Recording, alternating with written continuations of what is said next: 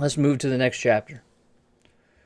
To another very disappointing team this season, the Chicago White Sox, a team that was pegged to win this division and outright was declared the division winner unless they lost it. And guess what? They've lost it. They're now third in the division. They're a 500 ball club.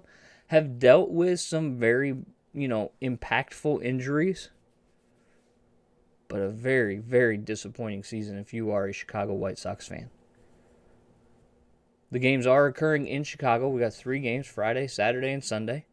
So let's go into the pitching matchups, and then, we'll talk a little bit more about the White Sox and what the Tigers can do to maybe win a game in the series. Who knows?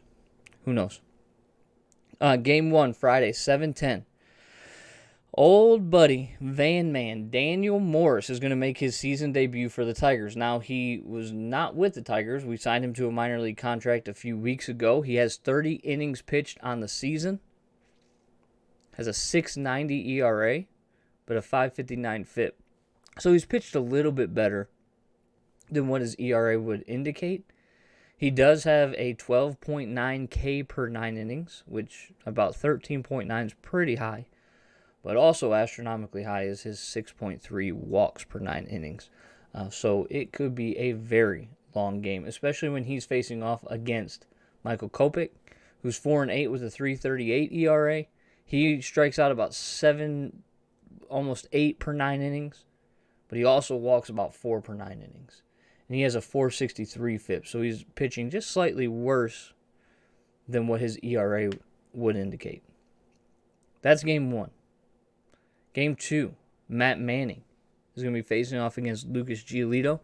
Manning's does not have a record. He's 0-0 with a 2.25 ERA, but he has a 4.27 FIP, which means he's pitching actually a lot worse based on the metrics than what his ERA would indicate. He's only striking out about 5 per 9 innings, walking about 3 per 9 innings.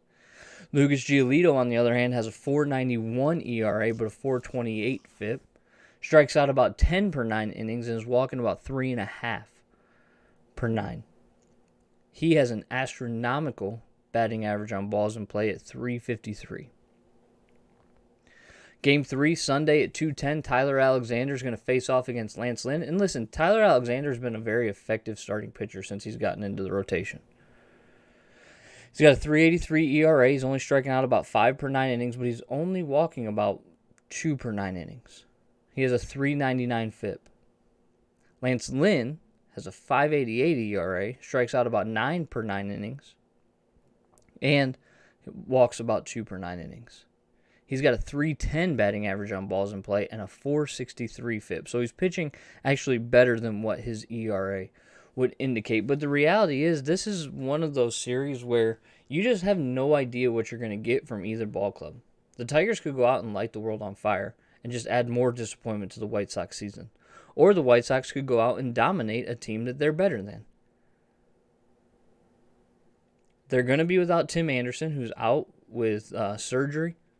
And the White Sox have underperformed all season. They've been bitten by the injury bug too. And it's why I don't like using the injury bug for the Tigers. Because, the Tigers have had their bad luck with injuries, but so have a lot of other teams as well. And it's impacted them a little bit more because this is a team that should have been challenging for the division and potentially making, some type of deep run into the playoffs. But they're not.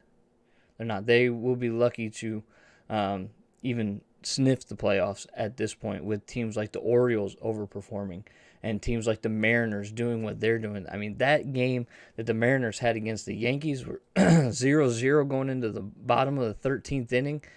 What an electric game that was.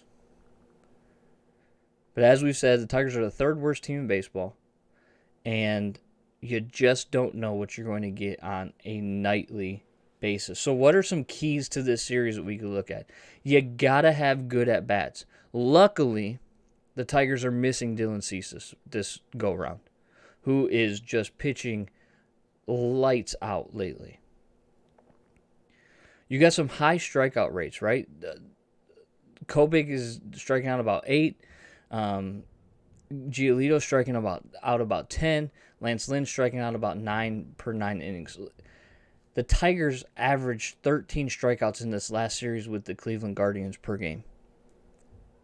You have to limit the strikeouts. You have to put the ball in play because this team, the White Sox, are not good defensively. They have a negative 15 outs against average. But if you strike out and don't put the ball in play, you don't give them a chance to misplay the ball. So it's going to be interesting. You have a 3-game set in Chicago, 2 night games, and then an afternoon game. And hopefully the Tigers can get back to winning. They've lost, 4 in a row from the Tampa series to the Cleveland series, and hopefully it doesn't get any worse than. Man on a mission, I'ma get it. You know I be on a what?